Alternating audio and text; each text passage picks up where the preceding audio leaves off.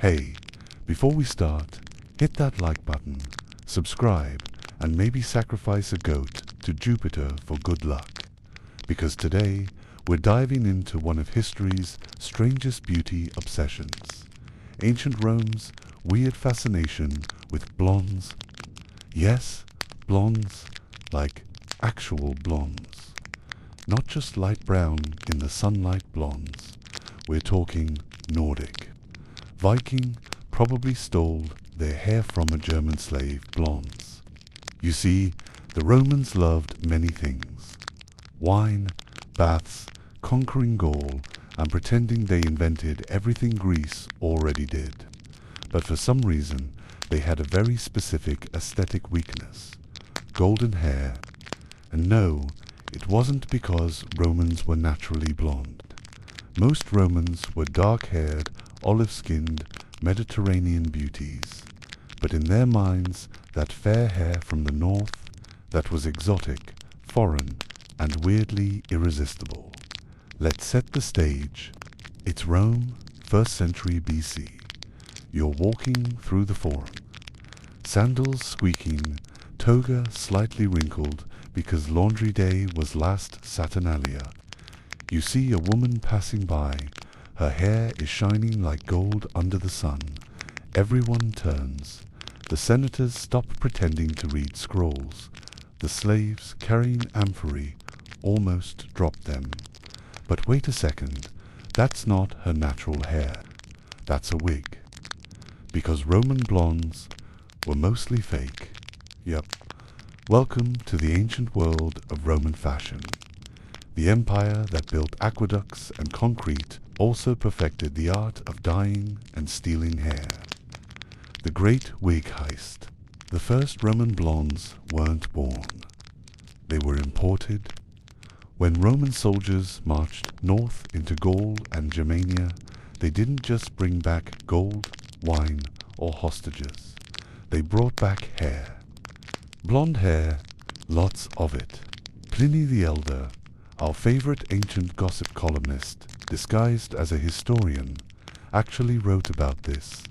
He said Roman women would collect blonde hair from captured Germanic women and turn it into wigs. Imagine conquering a village, and instead of taking the treasure, they take your shampoo collection. This wasn't just vanity, it was status. Wearing blonde hair meant you were fashionable, rich, and worldly enough to borrow barbarian beauty. And of course, the men noticed. Poets like Ovid, Propertius, and Tibullus couldn't stop writing about golden-haired goddesses. Ovid literally told women in his Ars Amatoria, the art of love, if you can't be blonde, fake it. So, yeah, 2,000 years ago, Roman influencers were already doing tutorials on how to bleach your hair with goat urine and ashes. Ancient Rome was basically the original TikTok. Chemical warfare on hair. Now, about that dye. Roman hair dye was horrifying. You'd mix vinegar, sulfur, ash, and yes, sometimes urine. They called it aqua bovis, and it supposedly lightened hair. Some women also used crushed saffron for a golden tint, because apparently smelling like a salad was a small price to pay for beauty. The results? Mixed. Some ended up with lovely honey blonde waves. Others, according to Marshall, ended up with hair the color of rusted bronze. But did that stop them? Of course not. This was Rome. If it hurt and smelled bad, it was probably fashionable. The blonde identity. So why blondes? Why this obsession with the color of straw? Partly, it was about foreign allure. Rome's expansion brought them into contact with fair-haired peoples from Gaul, Germania, and Britain. These northern tribes were exotic, dangerous, and sexy in that barbarian kind of way. For Romans, copying their look was a way to flirt with wildness without actually giving up civilization, comma, but it also had a deeper cultural layer. In Roman art and mythology, blonde hair often symbolized divinity and youth. Venus, goddess of love, was often depicted with golden hair. So was Apollo. And if the gods were blonde, why wouldn't mortals want to look like them? It's the same logic that made Renaissance painters give angels bottle blonde curls centuries later. The men join in. Now, don't think this was just a women's thing. Roman men, too, got curious, especially the fancy ones. Emperor Nero, yes, the guy who allegedly fiddled while Rome burned, once appeared in public wearing a golden wig.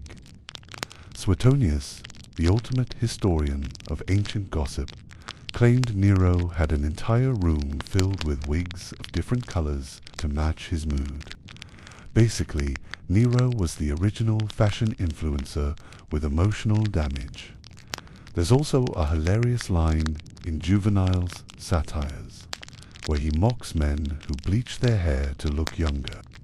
He basically says, "Dude, your scalp looks like a boiled turnip. Stop trying." So yeah, ancient Rome had its version of midlife crisis blondes too. Blonde equals suspicious, but not everyone loved the trend. Conservatives, the ancient Roman boomers, thought all this hair dyeing and wiggering was degenerate. They complained that women were wasting money and imitating barbarians. Cicero, being Cicero, probably made a speech about it at some point. There's even a darker side. Some moralists linked blonde hair with promiscuity. In Roman theatre, prostitutes were often depicted with blonde wigs, a costume cue for the audience. So, ironically, while blonde hair symbolized beauty and divinity, it also carried a whisper of scandal. Imagine being told you look like Venus and the town gossip in the same breath. The market for blonde. By the 1st century AD, blonde wigs were big business. They were sold in markets across Rome, often labeled with the origin of the hair, Germanic, Gallic, Celtic. It was basically the Sephora of ancient wigs. We even have 2 inscriptions of hairdressers who specialized in wigs. They proudly called themselves and yes, there were trends. Sometimes curly blondes were in, sometimes straight golden styles. Rome had its own version of ash blonde versus butter blonde debates. You can imagine a Roman influencer bragging, "This one, oh, it's 100% authentic from a German captive. Ethical, huh? Who cares? It's 12 BC. From barbarian to beauty standard, over time, blonde hair stopped being a barbarian import and became part of Roman identity itself. Statues of Empress Papaja Sabina, Nero's wife, show her with meticulously carved golden curls. Poets called her Venus Reborn. The message was clear. Being blonde wasn't just about beauty. It was about power. To control fashion was to control image, and Rome, as always, wanted to control everything. By the time of the later empire, the blonde look was so normalized that natural brunettes were the new rebels. So yes, ancient Rome basically invented both cultural appropriation and bleach culture. Conclusion: Rome's golden obsession. So, did the ancient Romans love blondes? Oh, absolutely. They romanticized them, imitated them, and sometimes even conquered them just to steal their hair. But underneath the golden curls was something deeper. Rome's endless hunger for the new, the foreign, the fashionable. Their obsession with blondes wasn't just about beauty, it was about identity, envy, and empire. Because, in the end, being Roman wasn't about who you were born as. It was about what you could pretend to be. Want to hear how this blonde craze spread to emperors and even the gladiator arena? Stick around for Chapter 2. Things get weird when Roman heroes start bleaching their armor and their hair. The blonde craze didn't just stop at Roman noble women showing off their imported wigs. Oh no, this was Rome. Once they got obsessed with something, they industrialized it. Soon, the blonde mania crept into every corner of society. Gladiators, poets, even emperors. Everyone wanted that golden shimmer, like sunlight trapped in a hairstyle. The forum became a runway, and the baths turned into salons. Rome was glowing quite literally from all the chemical burns. The rise of the blonde market. By the 1st century AD, wig making was not some Bacali craft. It was a luxury industry. Archaeologists have found entire workshops dedicated to producing wigs, hairpieces, and dyes. There were even guilds, yes, guilds, for wig makers called caponi, and business was booming. Why? Because the empire was expanding, and every new conquest meant more hair. Imagine the logistics. Caravans loaded not with spices or silk, but with sacks of blonde hair from Gaul and Germania. The Roman army was unintentionally fueling the world's first beauty supply chain. The same trade routes that brought gold and slaves also carried the raw material for fashion, and the prices astronomical. Blonde wigs could cost more than a small villa. The hair from Germania, especially if it was fine and light, was considered the highest quality. The darker hair from Spain or Egypt was dyed, but never quite the same. Rome had invented not just luxury, but luxury standards. Now, here's where it gets ridiculous. You'd think wigs were for upper-class women, right? Well, apparently not, because somewhere between Nero's golden concerts and Domitian's temple makeovers, gladiators started getting in on the trend too. Some accounts and a lot of gossip suggest that popular gladiators began dyeing their hair or wearing flashy wigs to stand out in the arena. It makes sense. Gladiators were the rock stars of their day. If you were about to risk your life for applause, you might as well look fabulous doing it. Imagine the Colosseum roaring as a blonde-haired Thracian steps into the sun. Sword glinting, hair shining like the sun. It's drama, it's theater, it's fashion week with blood. Some poets even complained that the line between warriors and courtesans was getting blurry. Seneca grumbled that Roman men were more polished than them. Mirrors, he wasn't joking. Men were bleaching, plucking, perfuming, and apparently glowing. Imperial influence, the golden emperors. You can't have an empire-wide trend without imperial approval. And few emperors loved gold as much as Nero and his successors. Nero's obsession with appearances is legendary. He staged performances where he wore gold-threaded clothes, gold-painted skin, and yes, blonde wigs.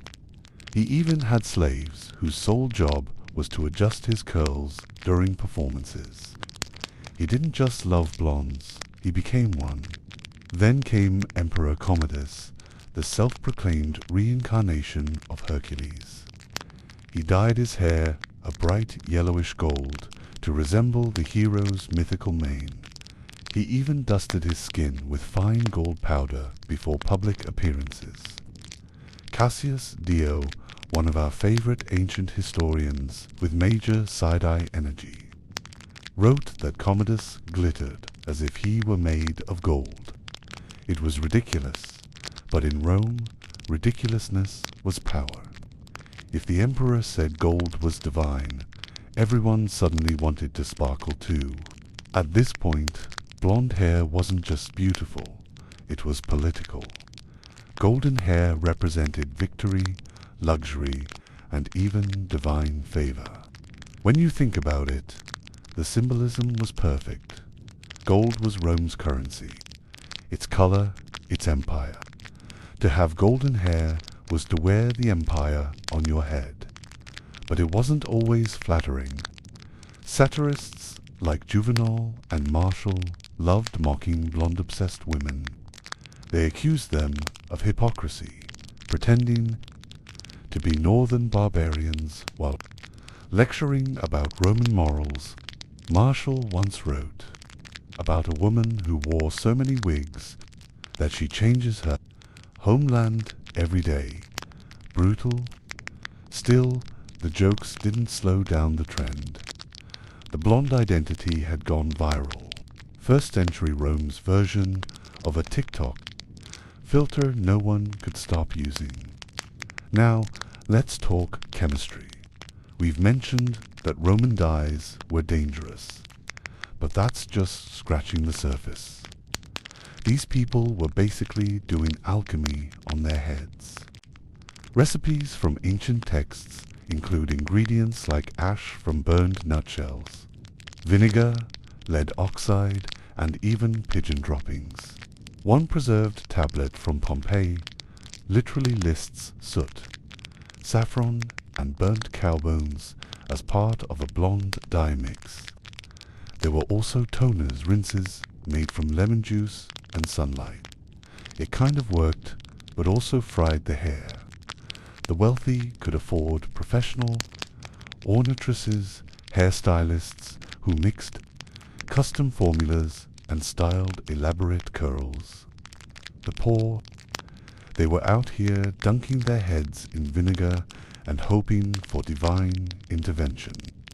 One Roman poet even joked that the smell of the women's hair could tell you where they lived. The ones near the vinegar stalls are always blonde. The psychology of blonde fever. Let's zoom out for a second. Why did this obsession last for centuries? The answer lies deep in Roman psychology. Rome wasn't just a city. It was an empire constantly defining itself against the other. To be Roman meant to be civilized. To be barbarian meant to be wild. But Romans loved to borrow the thrill of barbarism, safely wrapped in their own culture. So when Roman women wore Germanic wigs, it wasn't just beauty, it was identity, cosplay. They were wearing the conquered. They were saying, "We own this now." It's kind of poetic, in a dark way. The empire conquered people physically, then absorbed their aesthetics spiritually, just like how Roman cuisine stole from the East. Roman architecture borrowed from Greece, and Roman religion absorbed everyone's gods. In short, blonde hair was propaganda you could comb. When fashion becomes fear, but every obsession has a backlash. By the time of Emperor Augustus, moral decay became a buzzword. He passed laws promoting traditional values, urging women to be modest, fertile, and loyal. Blonde wigs didn't exactly scream modesty, so while the rich flaunted their golden curls, conservative Romans saw it as a sign of decline, the empire becoming too soft, too vain, too feminine. Tacitus, another professional pessimist, wrote that Roman women had abandoned their ancestors, virtues for foreign vanity, Blonde hair became shorthand for everything wrong with the empire: decadence, luxury, moral rot, which, ironically, made it even more desirable. Because if history teaches us anything, the more society scolds you for something, the more people secretly want it. From Rome to the Renaissance. The funniest part, Rome's blonde legacy didn't die with the empire. It survived, mutated, glowed again. Medieval monks copying Roman texts stumbled across Ovid's advice on fake blonding and thought, interesting. By the Renaissance, Venice, the new center of art and vanity, had its own version of blonde fever. Venetian women would bleach their hair using sunlight and horse urine while sitting on rooftops wearing wide-brimmed hats with open crowns. Sound familiar? Even the language carried on. The Latin word flavus golden. Blonde gave rise to flavor, flame, flavia, all linked to beauty and light. So in a way, every blonde shampoo commercial owes royalties to a Roman wig maker, the blonde and the barbarian. But let's bring it back to the empire. There's one last delicious irony in this golden saga. The very people the Romans mocked as barbarians, the Germans, the Celts, the Britons, became the aesthetic standard. The conquerors wanted to look like the conquered. They fought them, enslaved them, then copied their style. Historians call it cultural diffusion. I call it the world's oldest identity crisis. In the end, the Roman blonde wasn't just a trend, it was a symbol of Rome's contradictions. They preached discipline but worshipped beauty. They feared decadence but couldn't resist it. They conquered the world but envied its diversity. Gold fades, but the joke lasts forever. By the 3rd century AD, the empire was crumbling, and so were the wigs.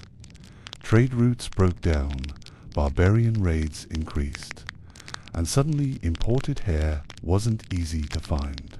Fashion shifted, darker styles returned, simpler to maintain, but the legend stayed. Even centuries later, when artists sculpted Roman women, they still carved those perfect spiraling curls, frozen in marble, forever blonde. And so the empire of bleach faded not with a bang, but with a split end. If you thought blonde wigs and goat urine hair dye were peak Roman vanity, oh, my sweet summer historian, you haven't seen anything yet. Because while Rome was busy bleaching its way to glory, another trend was quietly bubbling in the marble. Baths and candlelit bedrooms of the empire, the ancient world's first cosmetic enhancements. That's right before there were Botox injections. There were Romans with bee venom, crocodile dung, and vinegar facials, and they called it skincare. The empire of appearances. Rome wasn't just an empire of soldiers and senators, it was an empire of appearances. To be Roman meant to be clean, perfumed, and put together. Public baths weren't just hygiene, they were the original Instagram filters. Everyone went there, rich, poor, slaves, emperors. People soaked, scraped, oiled, and flexed. It wasn't just about getting clean, it was about being seen. But once the body was spotless, the next question was how to make it perfect. Because being clean is one thing, being beautiful enough to make a senator stutter, that was politics. The Roman skincare routine, aka how to burn your face elegantly. Let's start in the morning. You wake up in your marble villa, sunlight streaming through silk curtains. Your slave hands you a mirror made of polished bronze. It reflects your face, slightly distorted, but enough to see the damage from last night's wine. No worries. Rome's got you covered. The average elite Roman woman had access to dozens of miracle creams, sold in tiny ceramic pots. They promised to whiten, smooth, and tighten the skin, the holy trinity of ancient beauty. What was in them? Oh, just the finest blend of lead, vinegar, chalk, and sometimes crocodile dung. Yes, lead. Romans loved lead like modern influencers love retina. They used it in pipes, cups, paint, and even their face powder cerussa, as it was called. It made the skin pale, smooth, and slowly poisonous. Pliny the Elder, once again, the gossip king of antiquity, wrote recipes for beauty creams containing white lead and vinegar. Women slathered it on their faces daily, not realizing it was eating their skin and their brains. The result? That perfect ghostly glow the Romans called candor. A pale face was a status symbol. It meant you didn't work outdoors. You were wealthy enough to live under a roof, not the sun. And if it took a little neurotoxin to get there, worth it. Botox, ancient edition. So where does Botox come into this? Well, the Romans didn't have syringes, thank Jupiter, but they definitely experimented with substances to paralyze, tighten, and smooth the skin. Some beauty manuals mention belladonna, deadly nightshade, which women used to dilate their pupils, giving that dyed look. The same toxin in smaller doses could tighten muscles and reduce wrinkles. Congratulations, you've just discovered proto-Botox. Another method was bee venom masks. Wealthy women believed the sting caused divine swelling that plumped the face. So imagine Cleopatra lounging in her bath, covered in honey and bee juice, whispering, "No pain, no gain." It worked, sort of. Short-term inflammation made the skin smooth and glowing. Long-term, permanent redness, peeling, and probably a lawsuit from the bees. Cosmetic surgery, Roman style. Here's where it gets wild. Some Roman doctors, the Medici chirurgici, performed actual cosmetic procedures.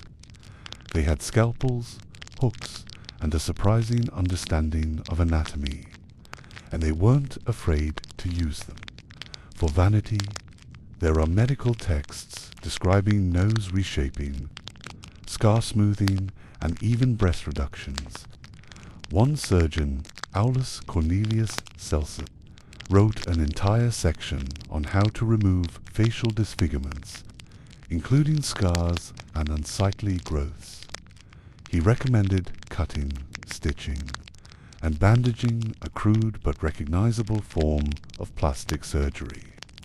Other reports mention attempts to fix drooping eyelids or tighten sagging skin using heated metal instruments. In other words, ancient facelifts. They didn't have anesthesia, just wine, opium, and questionable courage.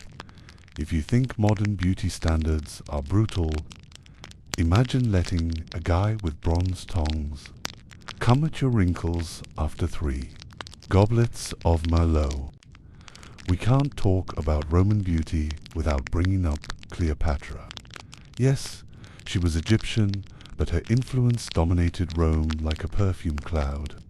Cleopatra wasn't just known for her looks. She was a branding genius. She marketed herself as the goddess Isis incarnate, mastering the art of image before Instagram existed. Her beauty routine became legendary. Milk baths with honey and rose petals, face masks made from sea salt and mud from the Dead Sea, perfume oils imported from Arabia, coal eyeliner that doubled as insect repellent and possibly mild poison.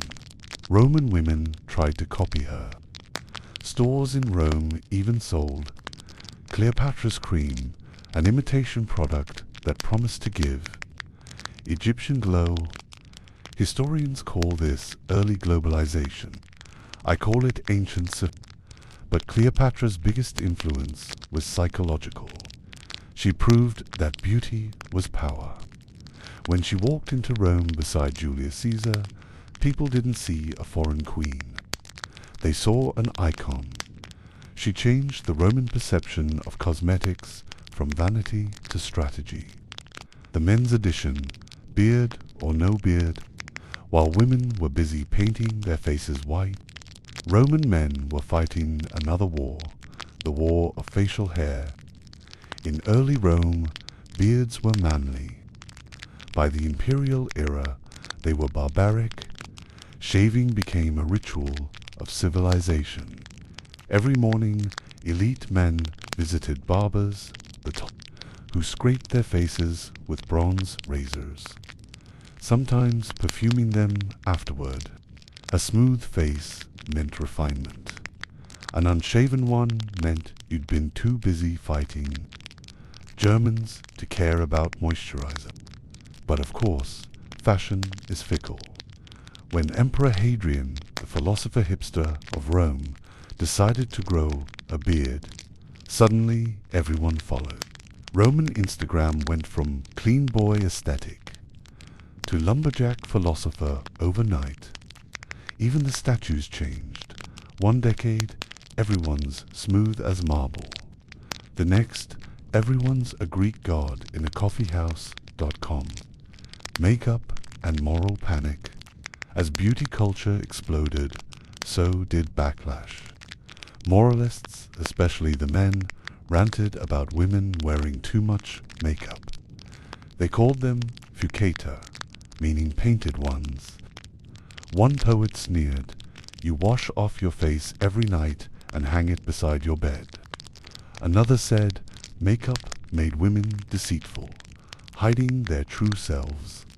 And yet, these same men also wrote poems drooling over rosy cheeks and golden curls. Hypocrisy level, Roman senator. Makeup wasn't just cosmetic, it was political. A pale face and red lips meant power, attention, and the ability to manipulate public perception. Rome wasn't built on stone alone. It was built on illusion. The Romans had a strange relationship with pain.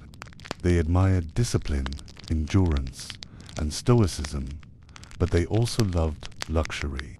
So, when beauty hurt, that was part of the appeal. If your face stung from bee venom or your scalp burned from bleach, that wasn't a problem, it was a virtue. It showed dedication. Roman women bragged about their beauty. Routines like soldiers boasted about their scars. There's even graffiti from Pompeii mocking a woman named Julia for boiling her face daily. We laugh, but honestly, Julia walked so every modern skincare influencer could run. Baths, oils, and the smell of civilization. One thing Romans mastered was scent. Perfume was everywhere. Temples, homes, clothes, even pets. The rich wore different perfumes for different occasions. Myrrh for mornings, cinnamon oil for dinners, and rose essence for sleep. The most luxurious ones came from Arabia and India, costing literal fortunes. Perfume wasn't gendered either. Men wore just as much as women. If you entered a Roman bathhouse, the air would have been thick with steam, gossip, and sandalwood. And for them, smell equals morality. To smell bad was barbaric. To smell divine was Roman. So yes, they deodorized the empire, the business of beauty. Behind all this was an empire-wide economy. From Egypt came the oils and coal. From Spain came red ochre for blush. From Gaul came blonde hair. From Greece came mirrors and glass jars. Beauty wasn't just vanity, it was trade, power, and taxation. Even slaves were trained as beauticians, passed down techniques like secret recipes. A wealthy Roman lady might have a personal cosmeter, basically a live-in makeup artist. Inscriptions on tombs of hairdressers and perfumers show how respected the trade was. They weren't just servants, they were professionals shaping the face of Rome. Legacy of the Roman mirror. Fast forward 2,000 years, and we still see their reflection. Face creams, hair dye, perfumes, skincare, all Roman inventions refined over centuries. Even the idea of self-care as daily ritual started in the baths of Rome. They turned beauty into architecture, discipline into fashion, and vanity into empire. When you scroll through a beauty influencer's feed today, just remember you're basically looking at a digital version of the Roman Forum, but with better lighting. Conclusion: vanity eternal. So yes, before there was Botox, there was bee venom. Before there was lip filler, there was lead paste. And before there were influencers, there were Roman matrons posing in marble halls, whispering, "Does this toga make me look like Venus?" The tools have changed. The goal hasn't to look perfect, to be admired, to be remembered, because in Rome, and maybe still today, beauty wasn't just about attraction. It was about immortality. If you could time travel to ancient Rome and take one deep breath, you'd probably regret it instantly. The city of marble wasn't exactly a city of fabrique.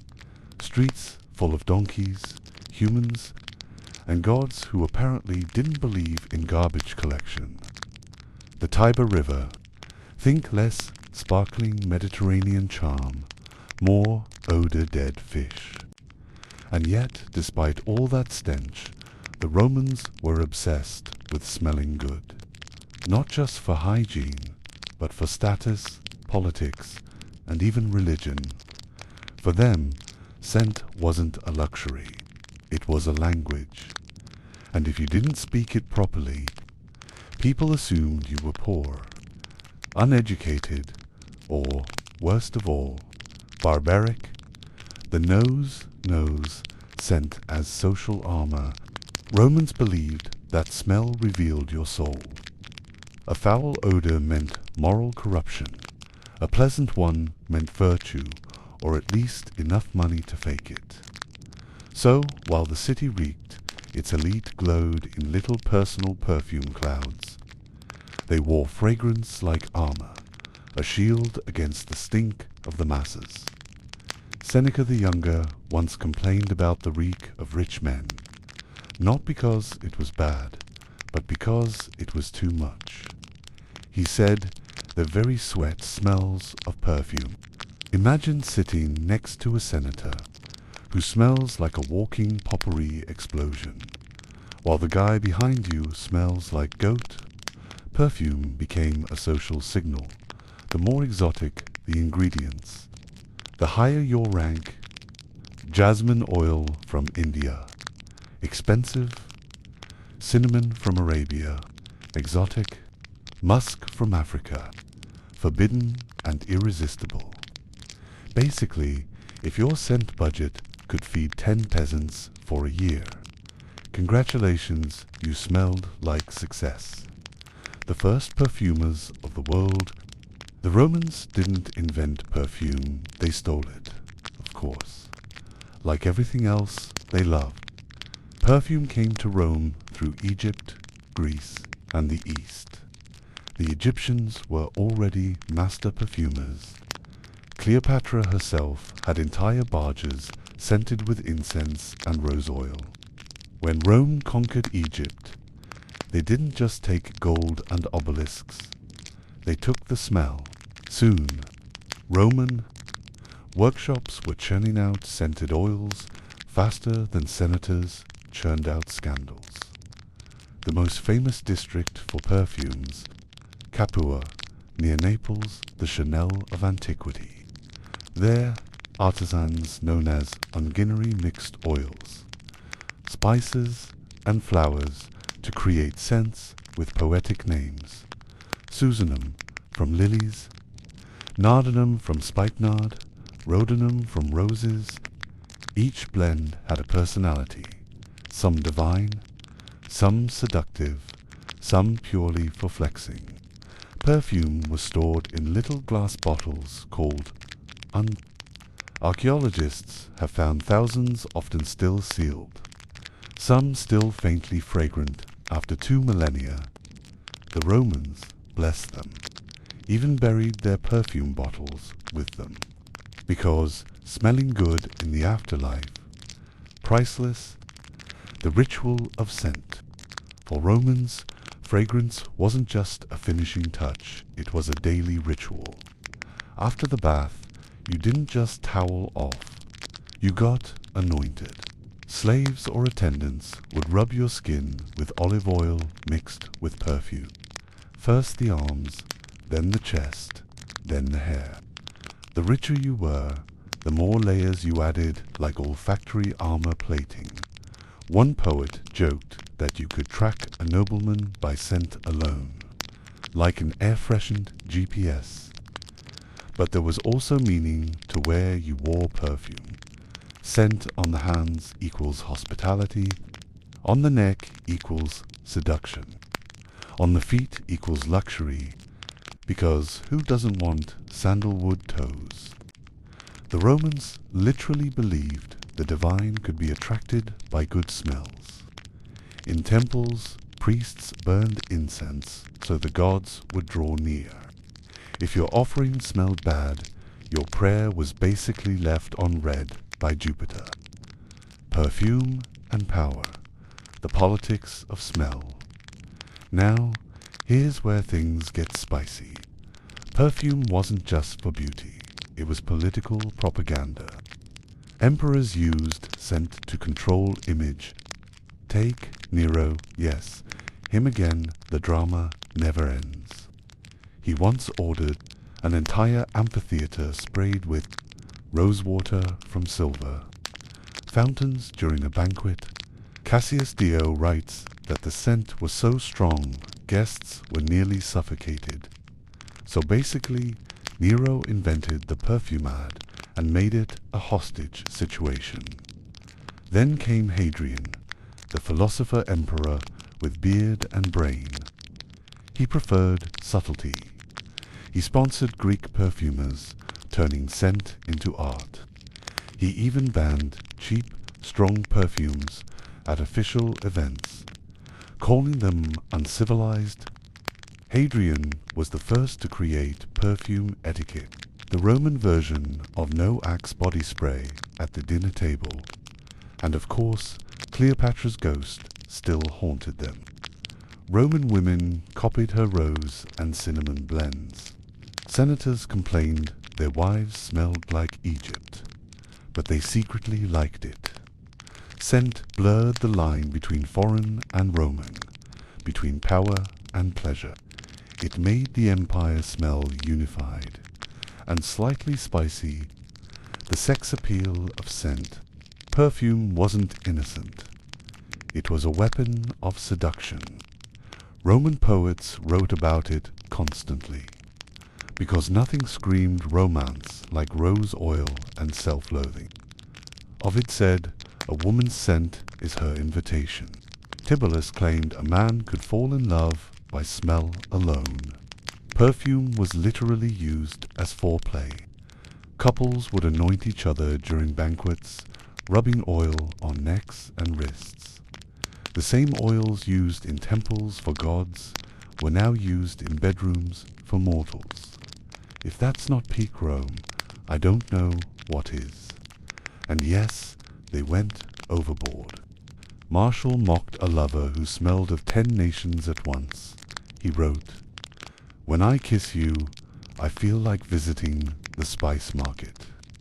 Burn, but for courtesans, scent was strategy. Each had her own signature aroma, like a modern celebrity perfume line. If a client left her smelling of nard and roses, everyone in the street knew exactly where he'd been. Subtle? No. Effective? Absolutely. When smell becomes scandal, of course, not everyone loved the perfume parade. The moralists, those eternal, Roman fumpolies complained that perfume was corrupting society.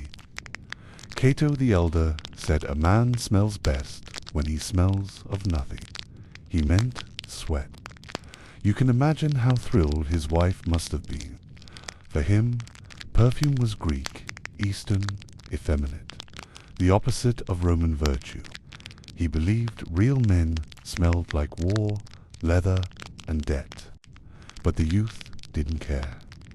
The baths were full of perfumed brothers flexing after workouts. Some wore scent even on their armor. There's a record of soldiers anointing shields with oil so they'd shine like heroes.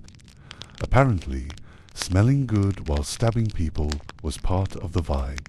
The Senate eventually debated perfume import taxes not because of economics, but because citizens are losing discipline. Translation: too many senators were showing up to meetings smelling like roses instead of politics. The business of the nose. The perfume industry in Rome was massive. Capua exported oils all over the empire, from Britain to Syria. Traders brought raw materials: cinnamon, saffron, myrrh, and spikenard. Some ingredients were more expensive than gold. Nard oil from India. A single flask could cost a soldier's yearly pay. So perfume became an investment, a collectible, even an heirloom. One surviving inscription praises a man who sold the finest Syrian scents to the noblest ladies. Another grave proudly says, "Here lies Ulia, the perfume seller who made Rome smell divine." Imagine having that on your tombstone. Perfume also blurred gender roles. Men's scents were darker: myrrh, balsam, musk. Women's were lighter: rose, violet, lily. But everyone used both. Romans didn't care about gendered marketing. They cared about luxury. They were basically living the unisex fragrance. Trend 2,000 years early. Perfume meets religion. Scent also touched the divine. Temples constantly burned incense, frankincense from Arabia, myrrh from Ethiopia. It was believed to carry prayers upward, literally sweetening your words to the gods. When emperors were deified, their statues were perfumed daily. Funerals of nobles included scented smoke, turning decay into something heavenly. Smell became spiritual technology, a bridge between body and eternity. Even early Christians, who hated pagan decadence, couldn't resist the symbolism. They described holy figures as smelling of virtue. Apparently, holiness was a fragrance. When luxury became law, by the late empire, perfume madness got out of hand. So, predictably, Rome tried to regulate it. Sumptuary laws banned excessive spending on luxuries, including scented oils. But, as with all luxury bans, the rich just ignored them. One senator smugly wrote, "The law forbids perfume, but my slaves cannot read." Classy. Meanwhile, the lower classes made their own cheaper scents, mixing olive oil with herbs like thyme or mint. Even soldiers carried small vials for bathing and rituals. So from emperor to foot soldier, Rome smelled complicated. Then came the fall. As the empire crumbled, trade collapsed. Cinnamon stopped arriving, frankincense became rare, and the perfume fountains dried up. Rome went from smelling like heaven to smelling like history. But the art survived.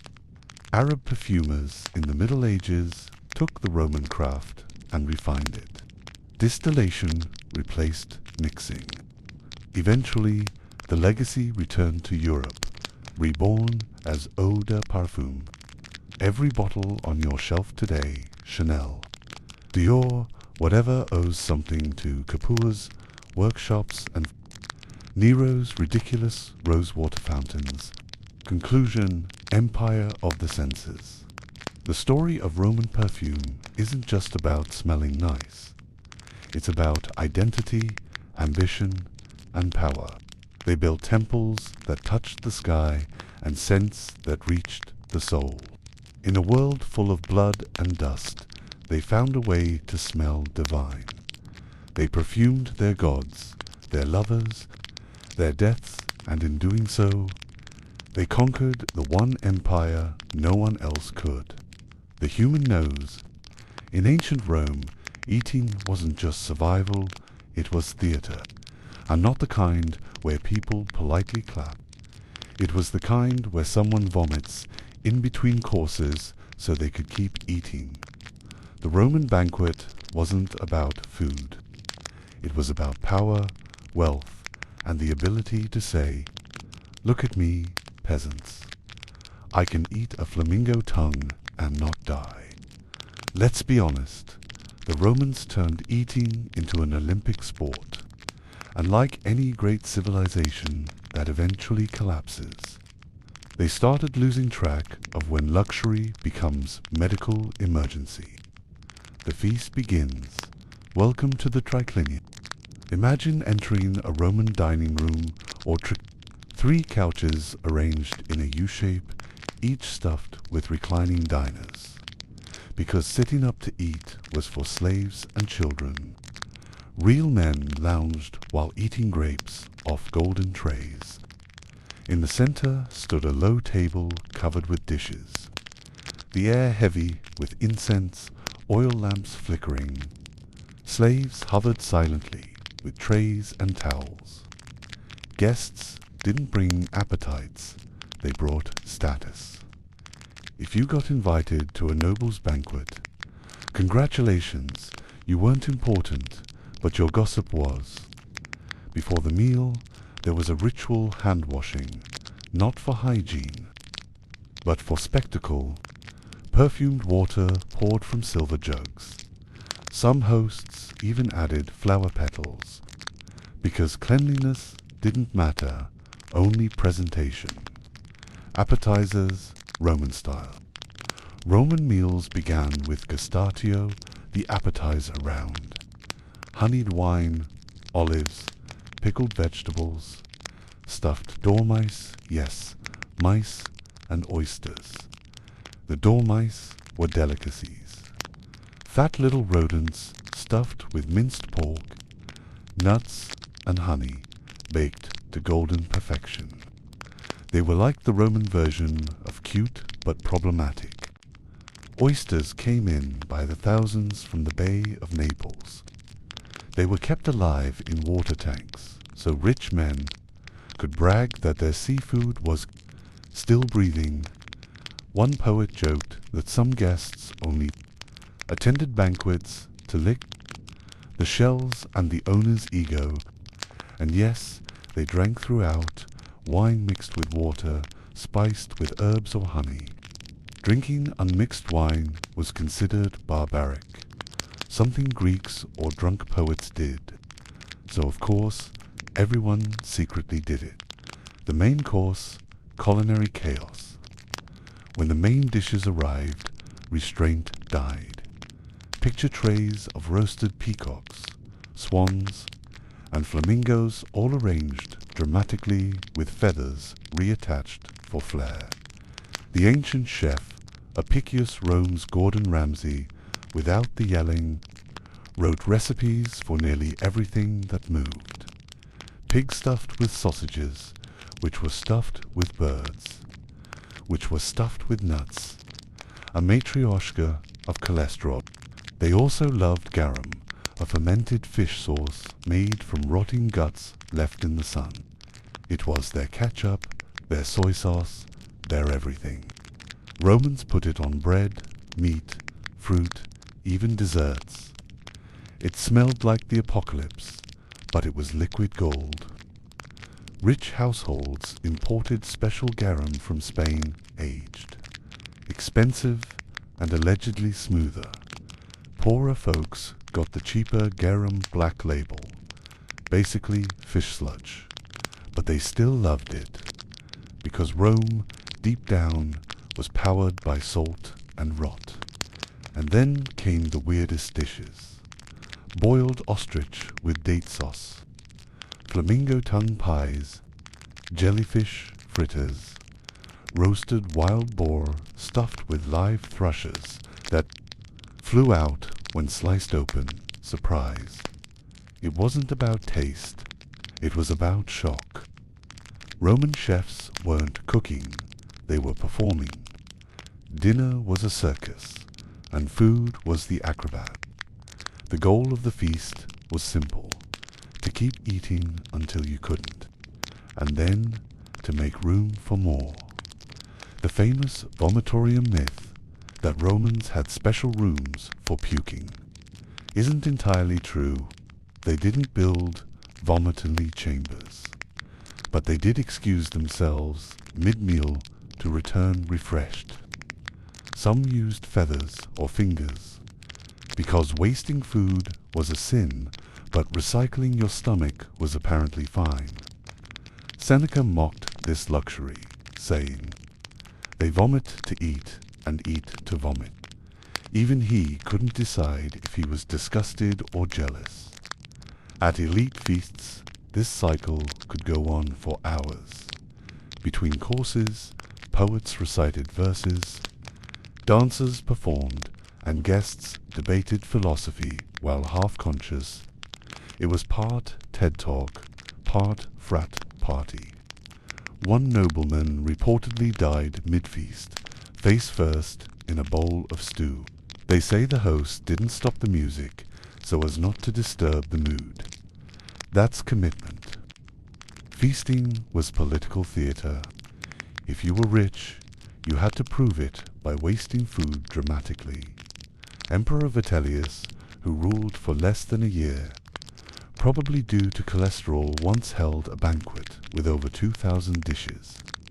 He served pheasant brains, flamingo tongues, and sea urchin roe because he could. He reportedly ate 4 times a day and had food tasters for each course. When Rome fell into debt, he didn't notice he was too busy chewing. Nero wasn't far behind. He once invited 400 guests to a dinner that lasted from sunset to sunrise. Gold dust was sprinkled on food, wine was served in jewels, and live nightingales were released for ambience. He called it the Feast of the Senses. Everyone else called it a waste of civilization, the social code of gluttony. Not everyone could recline and gorge. Banquets reinforced hierarchy. Hosts sat on the central couch, the place of honor. Friends and flatterers lay beside them. Clients and lesser guests got corners or stools. Even food was ranked. The host got the peacock breast, while others got scraps. If you were lucky, you got a good cut of pork. If not, congratulations, you got lettuce. One satirist wrote that at elite banquets, the master eats nightingale, the guest eats beans, and both are told to be grateful. Women could attend, but they were expected to be elegant, not hungry. Though a few broke the rules. Emperor Elagabalus' grandmother, Julia Misa, was known to eat oysters faster than any man at court.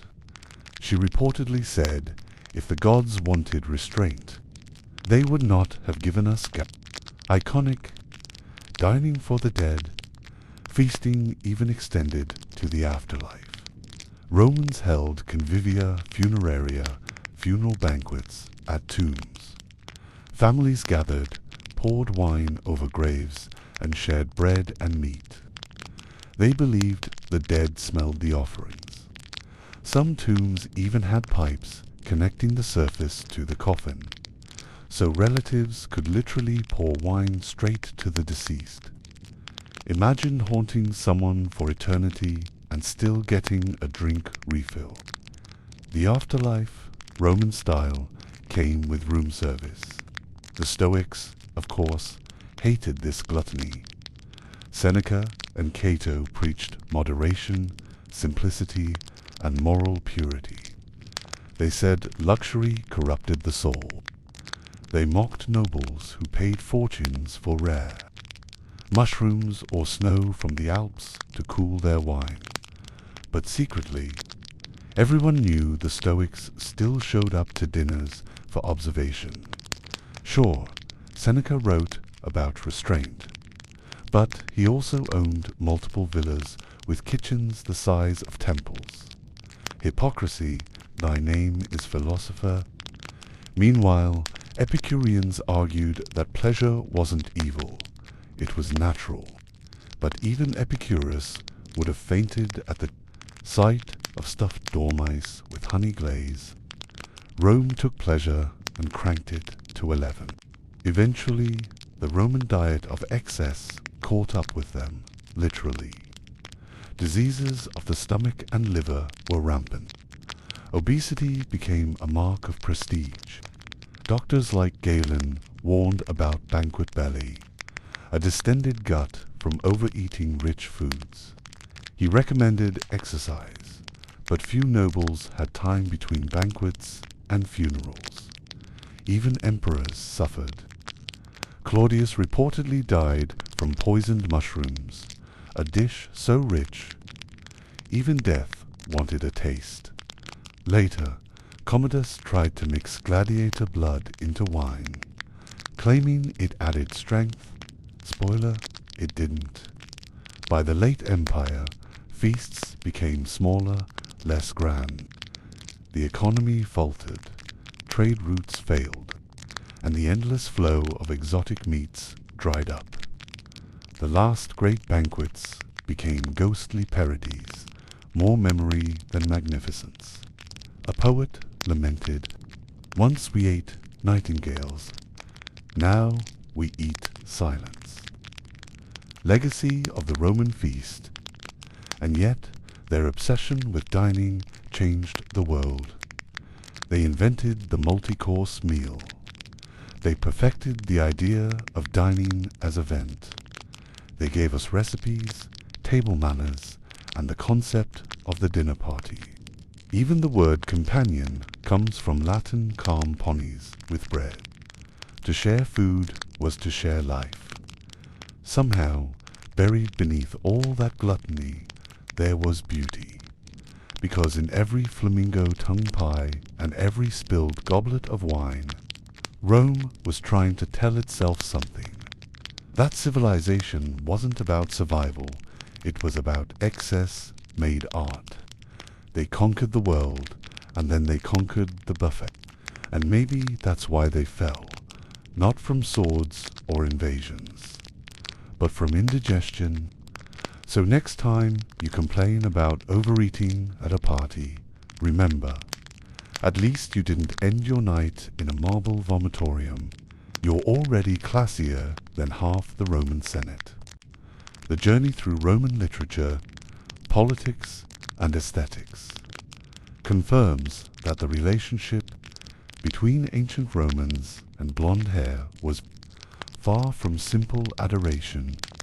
It was a complex, often contradictory, dynamic built upon conquest, social hierarchy, and profound moral ambivalence. The most accurate final conclusion is that ancient Romans did not love blonde hair. They were obsessed with its symbolic power and exotic status. 1. The power of possession, status, and exoticism.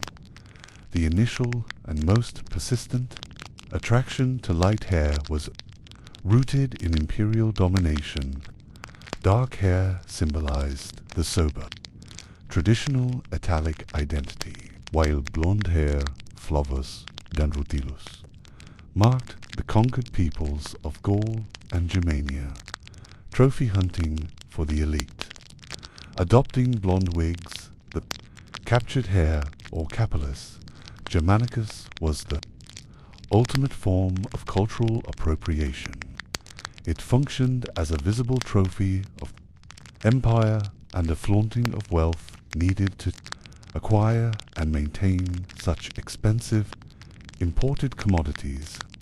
The divine ideal in poetry and imperial propaganda, the flavus hue was detached from its barbarian origins and elevated to the color of the Olympian gods, particularly Apollo and Venus, symbolizing golden radiance and eternal youth, for example, Nero and Commodus.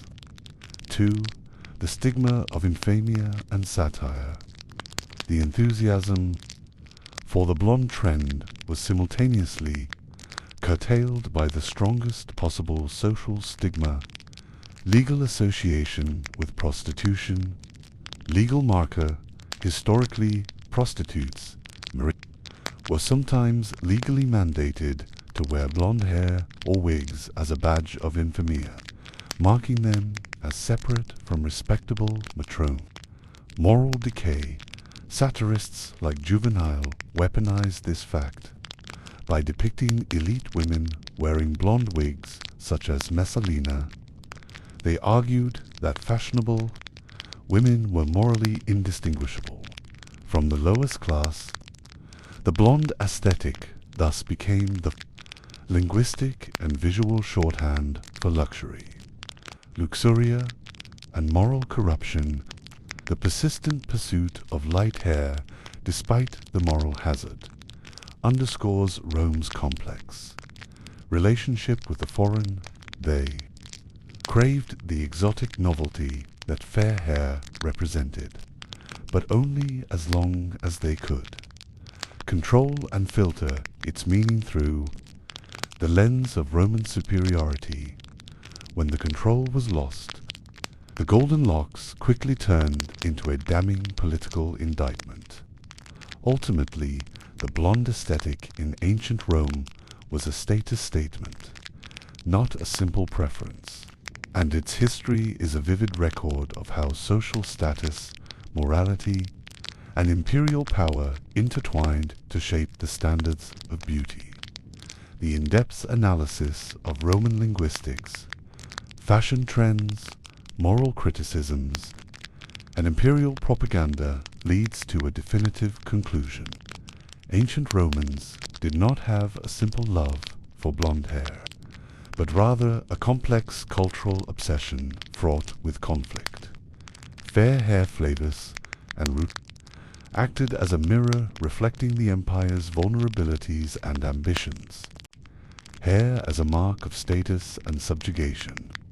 At its core, the Roman attraction to light hair was about power and consumption, in a society that prized the natural dark color of Italic people for its sense of traditional graffitas. Blonde was the ultimate marker of exoticism and luxe. Imperial trophy, the most sought. Blonde hair originated from the conquered Germanic and Gallic tribes. Wearing these blonde wigs, the captured hair, or capillus Germanicus, was a symbolic act, transforming a feature of a feared enemy into an expensive fashion trophy, demonstrating Roman dominance. Deification, light hair, or gold, aureus, was used by emperors like Nero and Commodus to project themselves as divine figures, such as Apollo, or Hercules, thereby connecting the foreign color with the highest ideal of Greek mythological glory, moral condemnation, and the mark of infamia. The central paradox of blonde hair lay in its extreme social stigmatization. Prostitutes, uniform, legal requirements sometimes mandated that prostitutes wear blonde hair or wigs as a badge of legal visually separating them from respectable Roman matrons. Target of satire, moralists like Juvenal fiercely condemned elite women who dyed their hair, accusing them of being morally indistinguishable from common streetwalkers. Blonde hair thus became the chief symbol of hypocrisy and a dangerous deviation from the most ancestral customs. Final verdict: the history of blonde hair in Rome is one of conquest, appropriation, and internal struggle.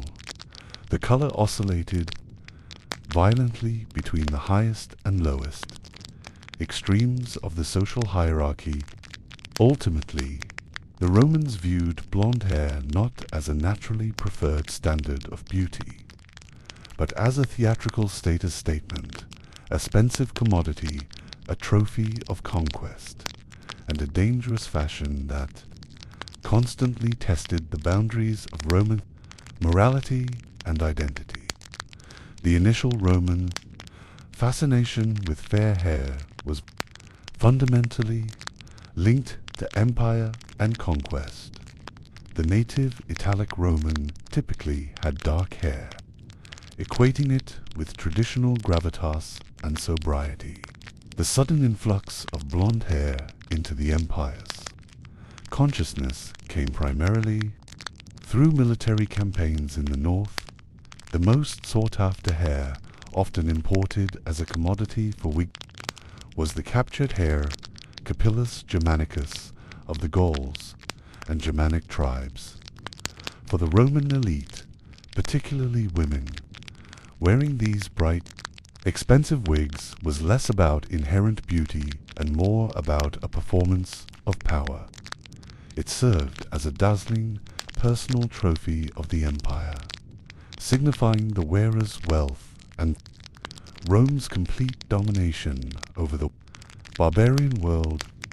This act transformed a foreign racial marker into a highly conspicuous status symbol of luxury. The color was prized, but only because it was exotic and physically possessed through conquest. The initial Roman fascination with fair hair was fundamentally linked to empire and conquest. The native Italic Roman typically had dark hair, equating it with traditional gravitas and sobriety. The sudden influx of blonde hair into the empires consciousness came primarily through military campaigns in the north. The most sought-after hair, often imported as a commodity for was the captured hair Capillus Germanicus of the Gauls and Germanic tribes. For the Roman elite, particularly women, wearing these bright, expensive wigs was less about inherent beauty and more about a performance of power. It served as a dazzling personal trophy of the empire, signifying the wearer's wealth and Rome's complete domination over the barbarian world. This act transformed a foreign racial marker into a highly conspicuous status symbol of luxury luxuria. The color was prized, but only because it was exotic and physically possessed through conquest. Chapter 7. Final Synthesis. The Complex Legacy of Flavus. Part 2 of 4. The Stigma of Despite its elite appeal, blonde hair was simultaneously assigned the most severe social stigma in Roman society, the badge of prostitution. Prostitution was a legal but dishonored profession, falling under the legal status of infamy. To clearly delineate themselves from respectable married women, prostitutes, meretress, was sometimes required by law to distinguish their appearance. This distinction was often enforced by making them wear light or bright-colored wigs or dyes. The blonde aesthetic thus became legally tied to moral depravity.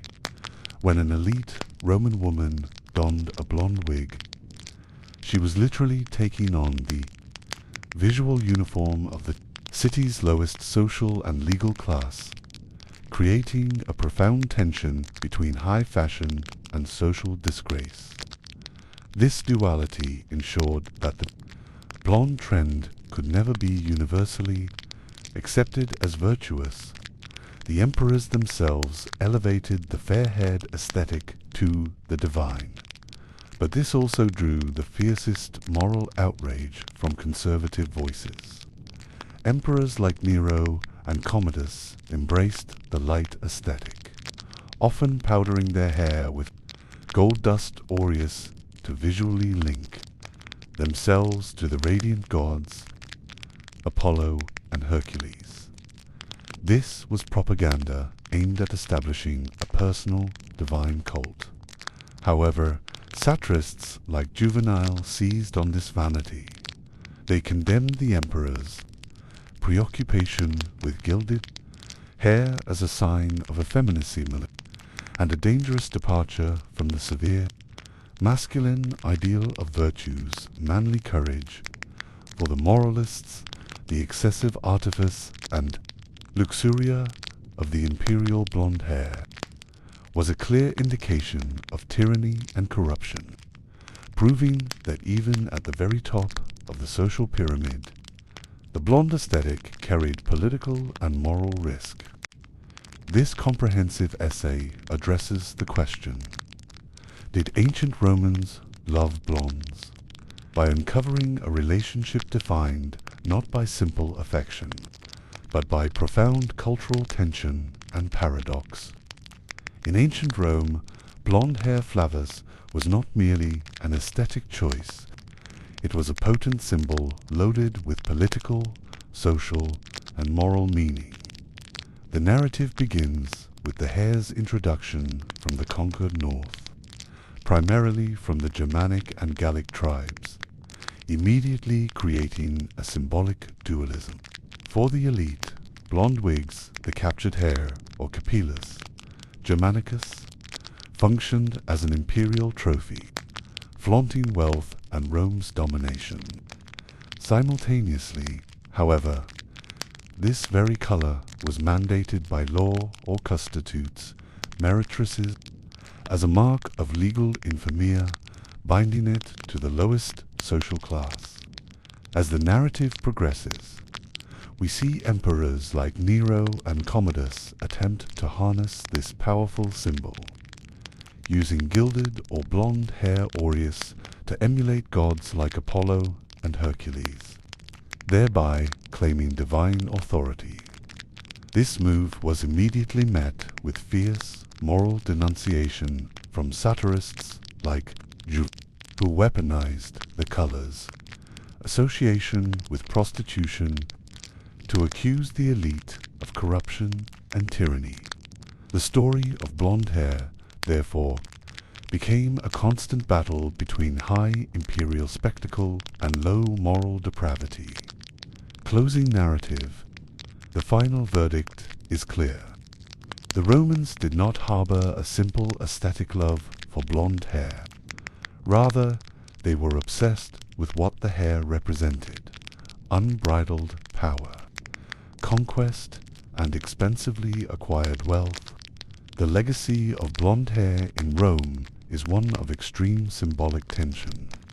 The color was permanently established as a volatile cultural marker, simultaneously occupying the highest and lowest points of the social order. It was the color of both the divine god and the despised prostitute, a symbol of imperial victory and effeminate decadence. This symbolic duality, born from the conflict between Roman tradition Gravitas and its embrace of foreign luxury, luxury, is the most enduring contribution of the Roman Empire to Western aesthetics. It ensures that blonde hair remains to this day one of the most culturally loaded and debated physical features, a powerful testament to the complex interplay of status, morality, and desire in the ancient world.